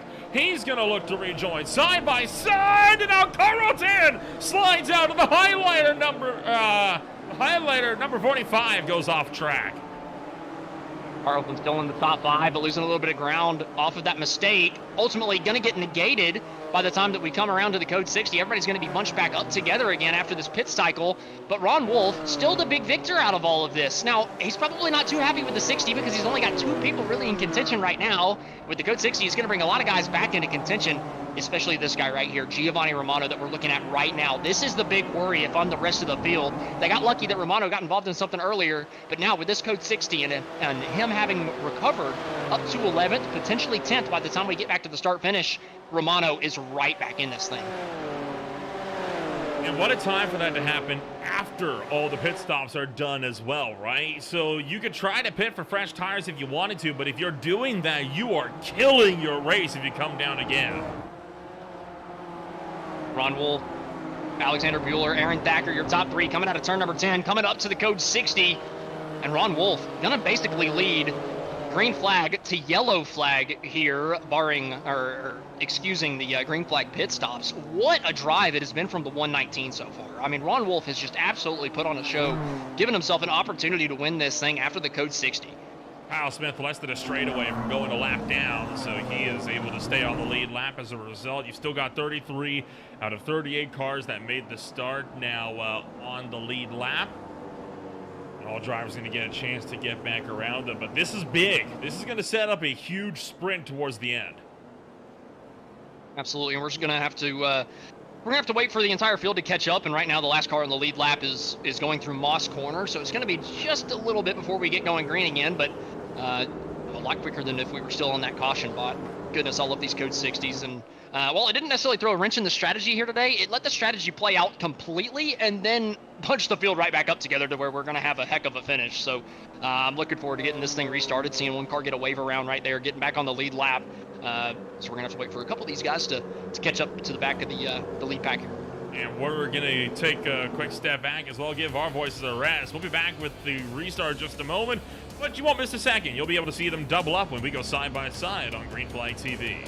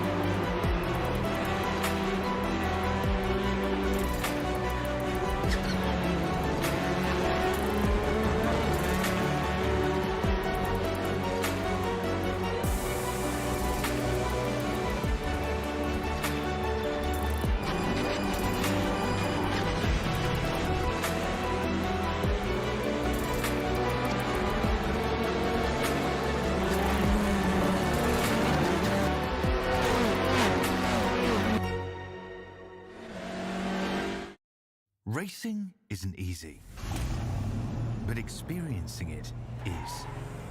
iRacing puts you in the driver's seat with the industry's leading sim racing game. Drive on laser scan replicas of the greatest racing circuits from around the world. Go head-to-head against other drivers chosen by skill-based matchmaking to ensure competitive racing at every level. Compete across all your favorite series. In officially licensed cars, engineered to deliver the most accurate driving experience possible.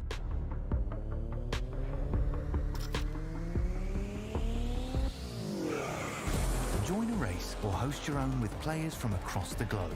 Race against the computer or in a league with friends. Feel the thrill behind the wheel. Visit iRacing.com.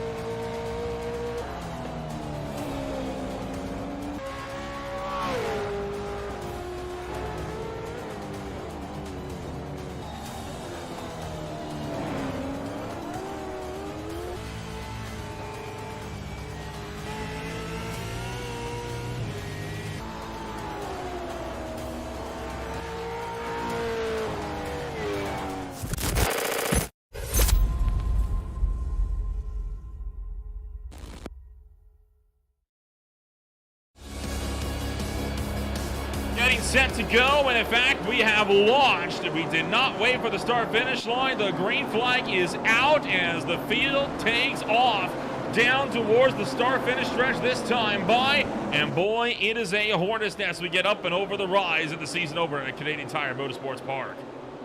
Yeah, Thacker going defensive down into turn number 1, trying to hang on to that second place position. And we were mentioning the headlights earlier. I think it was because of the fog rolling in, because we are starting to see the fog come down on the exit of turn number 1 there as we go down the hill. Maybe a little bit less, but as we get into this aerial blimp, you can really tell that the fog is starting to come down and visibility might begin to be a factor over the course of the last 15 minutes. Ron Wolf, still your race leader, one getting spun further back, coming off of turn number 3, or a couple of guys going around.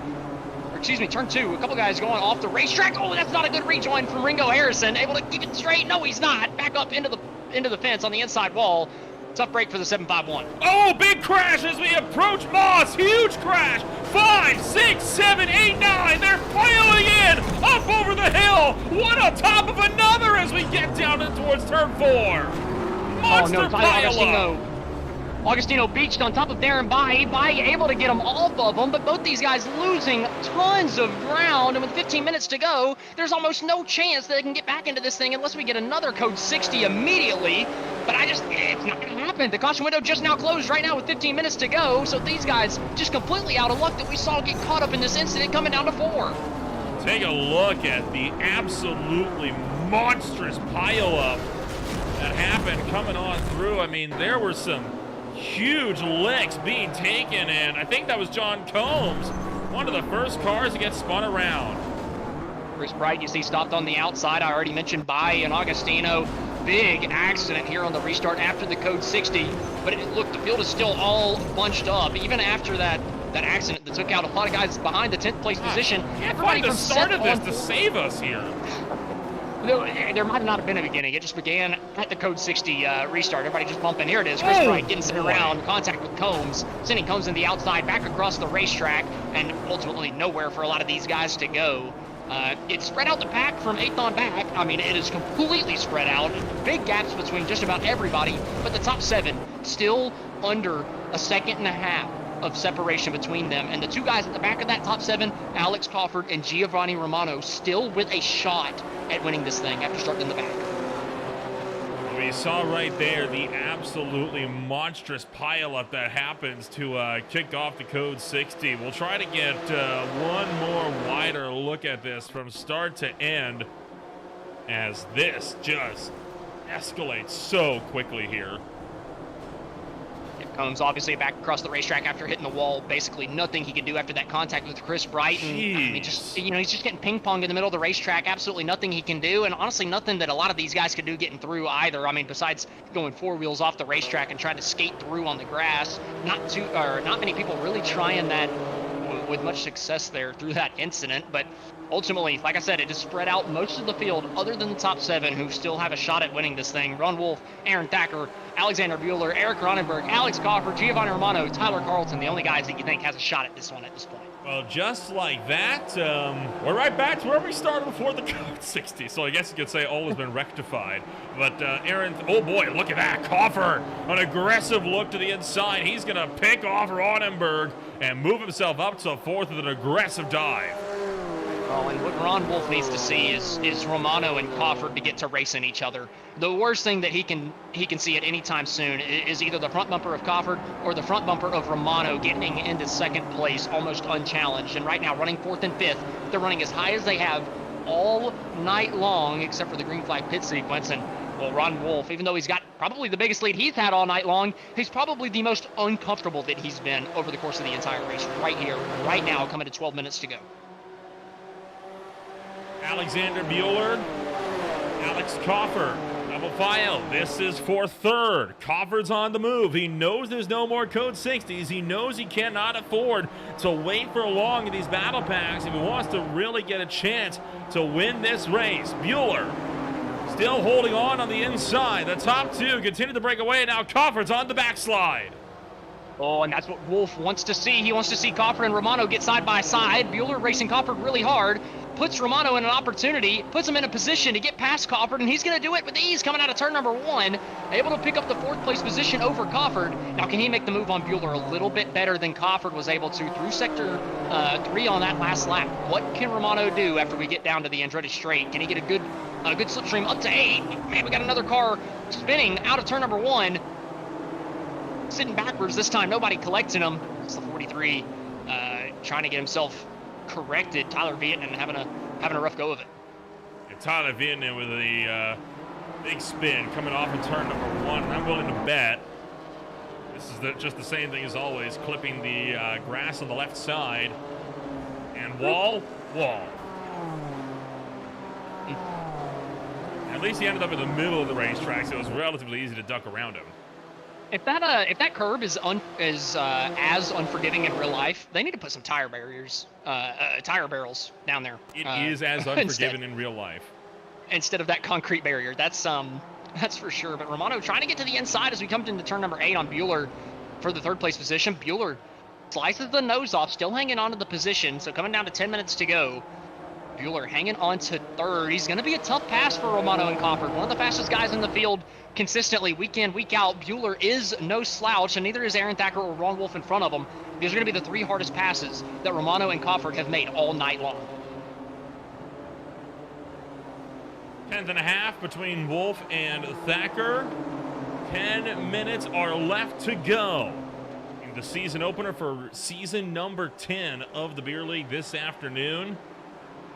So Wolf, Thacker, Bueller, Romano, Coffer, and Ronenberg all under a blanket now for the top 6. They are still embroiled in this big fight for the lead, and we've got less than 10 laps to go. Coming down into turn 4, Coffer looking to the outside, which will be the inside of Romano, but Romano covers him off as we come down into Moss Corner, able to hang on to the inside, all over the back bumper of Alexander Bueller, but nowhere to go for Giovanni Romano as we get back down onto the Andretti Straight. Long straightaway. Can Coffer, can Romano get the draft that they need? The problem with them, or for them, is, well, Bueller's got the draft off of Thacker right in front of them, so they just don't get as much pull as maybe they would need to be able to make the move a little bit further back in the pack. These guys all coming through Moss Corner. Chris Flam's leading this group, trying to get a couple positions at the end of it. Every point matters, especially for that team's championship at the end of the year. And now the side-by-side battle, picking up for 3rd, Romano. Now looking to get around Bueller. And Coffer, will he try to force it? Will he try to force it for 3? Not this time. He'll keep it 2 for now. Top 2 now started to again break away, but now once again Ron Wolf finding himself under some extremely heavy fire from Aaron Thacker behind him. I mean, Ron Wolf has, oh man, the 12 around once again, coming out of turn number 10, looking at Ryan Verhulst trying to get the ship righted, but I got to go back to the race leader of Ron Wolf. What a defensive masterclass Ron Wolf has put on so far tonight. Every lap that he's been in the race lead, he's been able to hang on to it, except for the time that he came down pit road. So, I mean, what he's done tonight has just been phenomenal, right? It doesn't matter if these cars are hard to pass with or not. The fact that he has had somebody on his back bumper the entirety of this race, and he has not gotten past once, is unbelievable from Ron Wolf in that number 119. I would honestly hate it for him at this point, with under 6 minutes to go, if he actually ended up getting past and lost this race. But Thacker's finally looking for it. Thacker's to the outside, going down the Andretti straightaway. We've got a battle for the race lead. Lights on for the lead, and you just saw the big crash as well, coming down towards turn number 1 between Combs and Moore, and Thacker takes the top step away as Aaron Thacker will move himself up into the lead of this race. Everyone else seeming to be wanting to get their own screen time as they keep on just crashing like there's no tomorrow down the field, but right now, Thacker to the point. Thacker finally able to take the race lead away. What can Ron Wolf do? What can Wolf do now that, he's on the back foot for the first time tonight? Here's the pass for the lead coming down the Andretti straight. What can Wolf get back at him? I mean, Thacker just drove it in deep around the outside of turn number 8 and just took it from him. I mean, he made it look easy, maybe lulled Wolf into a sense of security, having not challenging him all night. Ended up being the first challenge Wolf has really had since about lap number 3. And unfortunately, he lost the fight. Another stack up as we came down towards Moss. So again, it's just falling up. Well, some battles are picking up, others are just falling apart elsewhere. 6.5 minutes to go. Thacker, Wolf, Bueller, Romano, Ronenberg, and Crawford all under a blanket now as they make their way up the hill. 5th place, 6th place, both of them under a blanket as we try to fight our way down the Mario Andretti straight, making our way in towards turn number 8. And Crawford continuing to lose ground. Round the outside. He was up in the top 5 fighting with Romano up here trying to get some of these positions. We got Bueller having a little bit of internet issues coming through turn 10, but Crawford starting to be on the backslide as Eric Ronenberg has gotten himself up into the top 5 with an opportunity to win this thing. Coming to 5.5 minutes to go. Can Thacker hang on? Almost off the racetrack out of turn number 1. We've seen it time and time again. What can Ron Wolf do coming down to turn number 2? Could not quite make the move on Thacker as he went defensive. Coming down to the corner, and Carlton's getting sent. Carlton spinning off the racetrack in turn 2. Good save, and a great job from the Life Machine to kind of give him the room to save that as well. Romano now trying to go around the long way of Quebec corner. He's got Bueller in his sights, so making our way now down, around, and through Ron Wolf. Still hanging on for second, trying to get whatever spots he can muster. 5 minutes to go. Aaron Thacker with the lead of this race, chasing for his first win of 2025. We got more cars off the row behind. Yeah, these guys all spinning further back, but Ron Wolf had a terrible, terrible turn 3, but had an amazing turn 5 to where he's got a decent drive on Thacker coming down the back straightaway. Not going to be able to make the move as we come down to the turn number 8, but he's gotten himself back on the back bumper where Thacker's got to at least think about going defensive as we come down to 8, but he's not going to do it. Wolf's going to dive down to the inside, coming down into turn number 8, wash Thacker out wide, and Ron Wolf's going to take the lead back. Ron Wolf back to the point, this time by Thacker picks up the number 2 spot. Romano in 3rd, Bueller 4th, Crawford 5th, Ronenberg in 6th, and it's a madhouse behind as drivers try to get themselves sorted. It's just a mad scramble as things stand, and well, I think we can both see this is going to be an intense drive to the finish here. With how hard it's been to pass tonight, I did not think Ron Wolf was going to be able to get back past Aaron Thacker without using the bumper. But, man, he just drove it into that corner much deeper than Thacker and was able to take the position away from him. And it's because he had such a good run through turn 5 of Moss Corner. Oh, Romano getting shoved out wide. A little twitchy from Romano. That's going to lose him a big chunk of time and give Crawford the 4th place spot. Aaron Thacker has never won a race in the beer league. Ron Wolf chasing win number 2. His last win came in the late model stocks at the Hungaroring. Meanwhile, Thacker's best finish of his career is a 2nd place finish. He achieved that at Le Mans. And then he's gotten a few other podiums at Coda, Long Beach, and Miami, all races that were covered on this channel. It's a battle between two titans, one chasing win number 1, one chasing win number 2. They're side by side for third behind. Whoa, covered! Hang on around the outside of turn 8. He'll get that car back underneath him. Oh, Bueller is getting those elbows out. I mean, both of the two race favorites, he is giving a little hip check to on the last lap, just trying to hang on to that third place position, trying to keep himself on the podium and trying to give himself an opportunity to win this thing as Ron Wolf continues to lead the way with under 3 minutes to go. Aaron Thacker coming through turn number 1 a little bit wider than Wolf, giving Wolf a bit of breathing space as we come down to turn number 2. 0.5 of a second between the two as we go through the long sweeper. Wolf way out wide, giving Thacker the opportunity to close that gap back down. 2.5 minutes are left to go in racing action this afternoon. Does Aaron Thacker have the speed that he needs in order to try and really mount a charge here on Ron Wolf just up the road? Mac Verstappen off the road behind, but we'll keep eyes on the top two for the time being right now. You can see out of the back window here through the roll cage, Alexander Bueller also applying some pressure to Aaron Thacker, while Ron Wolf leads the way, and he started to pull a gap as well, 0.5 second up the road. Oh, and Romano almost made the biggest dive bomb down into turn 5 on Alexander Bueller, trying to get P3. He thought better of it, was able to get on the brakes and just fall back in line. But I gotta imagine, coming down to what will be probably 2 laps to go, maybe 1. We're coming down to the very end of this thing. Getting on the brakes to cut the guy in front of you a break, that's gonna come to a close right here real soon. Ron Wolf sending things down to the final corner. Will this be the final lap this time by? It will be the last lap. White flag in the air with Barney the Flyman. You see him waving in the background. Wolf has got to hang on for another 1.5 minutes, and he could take his second win of his beer league career and the first in over 4 seasons of competition. Oh my goodness, Ron Wolf has drove an almost perfect race, losing the race lead once, but able to get it back just a handful of laps later and looking to close out the deal as we come down into turn number 3. Does Aaron Thacker have anything left in the tank for Ron Wolf as he looks to get the big draft down the Andretti straight in just a couple of corners? He's got to prioritize Moss Corner, turn number 5. That is the most important corner on the racetrack for Aaron Thacker, and this is the most important corner of the race for that 816. And the 119 still hanging on in front, but it's not the best of drives. Aaron Thacker's got some momentum going on him. Down the Mario Andretti straight for the final time. 0.3 of a second, and Thacker continues to close. Down to just 1/4 of a second. The gap will close further. 2/10. Thacker can taste his first race win, but is he willing to put Wolf off the track to get it done? I think that's the only way he can make this happen. Wolf goes defensive, 1/10.5, back up to 2.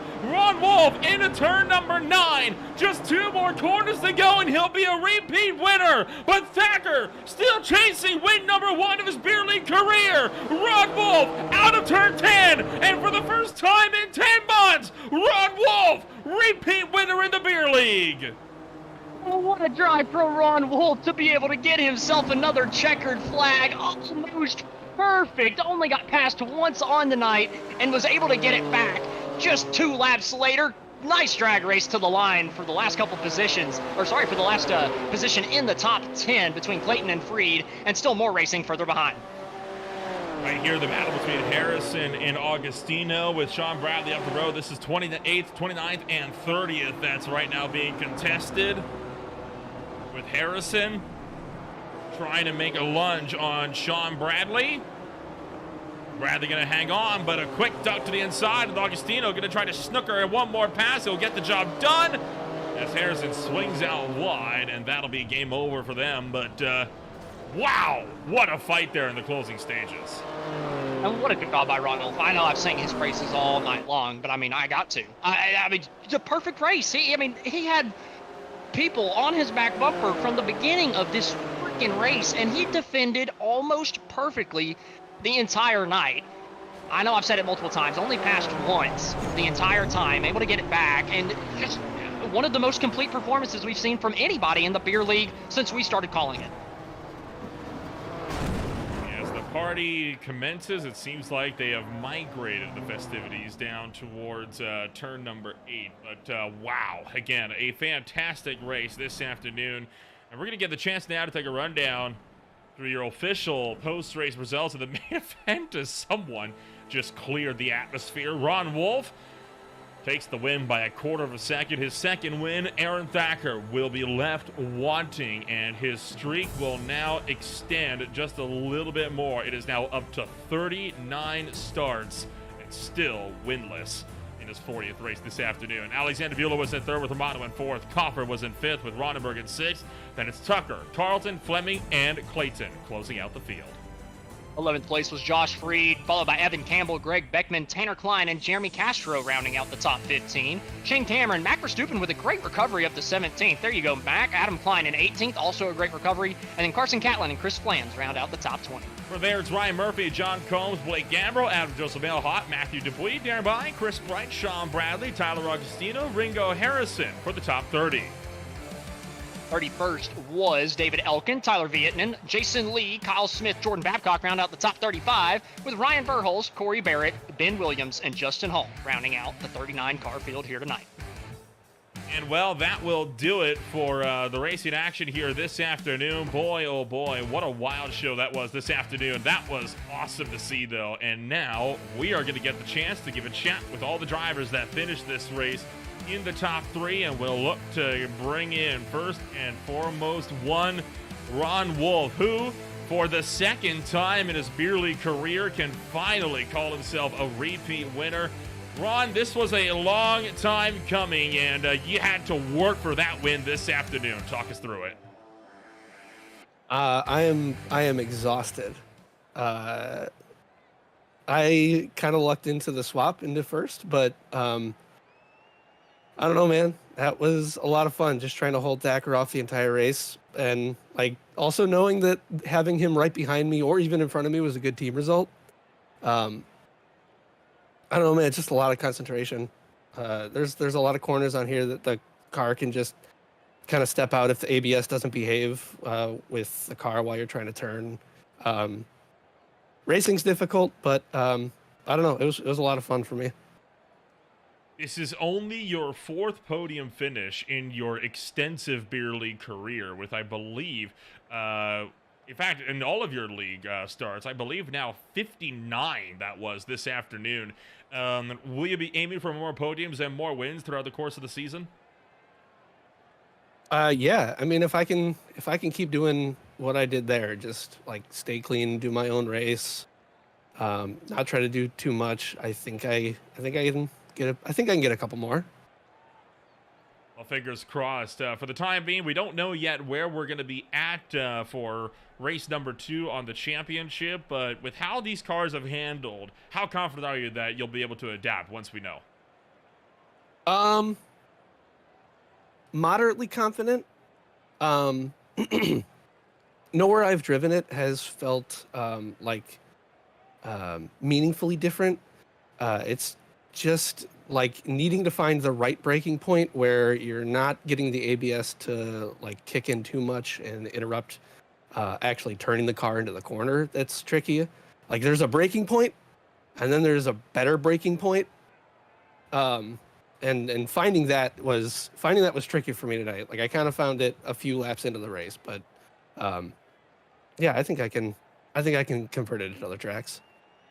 Sounds like a solid plan. We'll wish you the best of luck for race number 2. Congratulations on finally becoming a repeat winner. Thanks, guys. Ron Wolf comes home with win number 2, and the driver that is left wanting on his 40th start remains winless. It's Aaron Thacker standing by with Austin Edstrom. Oh, Aaron, so close for you tonight to just nearly be able to bring home the checkered flag here tonight. And typically whenever something like this happens, I typically ask the go-to question of what more could you have done to actually get the pass done, to get around them.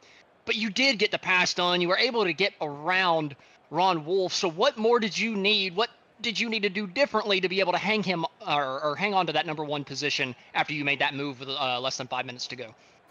Man, that was just such a fun race with Ron. You guys couldn't see on broadcast because my liver was broken for whatever reason, but we're actually teammates on the same team. So I was riding behind Ron pretty much the whole race, same pace. And with about 5 minutes to go, I was like, I'm pretty sure I'm quicker than Ron. I'm going to see if I can get a move. Got past. And then as soon as I passed him, it's one of those things, you follow a guy the entire race, and you get out in front, you're like, oh, wait, all my braking markers was the guy in front of me, and I don't know where I'm supposed to be going now. Made a mistake. Ron got back, and when he got back past me, I was like, you know what? Let's play the team game.